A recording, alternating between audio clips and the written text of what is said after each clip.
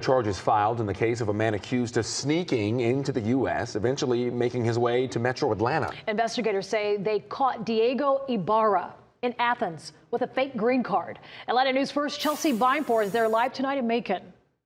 So, Chelsea, the last name Ibarra is familiar to people who've been following news out of Athens lately.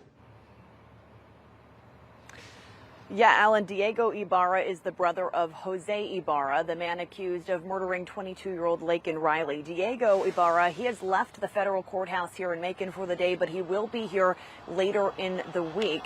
Cameras were not allowed inside the courtroom today, but we did attend this hearing. This is where the judge read him his formal charges and his rights. On Monday, Diego Ibarra entered and exited Macon's federal courthouse in shackles. He's accused of possessing a fake green card.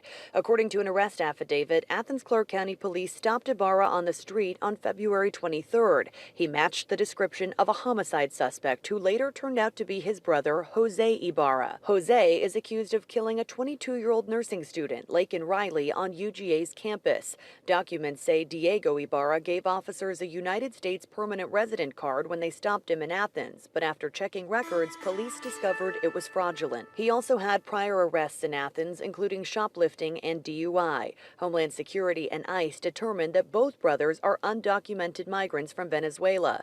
The same affidavit explains that Diego Ibarra claimed asylum at the border in 2023 and was released to New York for adjudication, but ended up in Georgia sometime last fall. If convicted of having a fake green card, Diego Ibarra could face up to 10 years in prison. And Ibarra will be back here in court at 10 a.m. on Thursday for a preliminary hearing regarding probable cause and the state's motion to detain. Reporting live in Macon tonight, Chelsea Vinepour, Atlanta News First.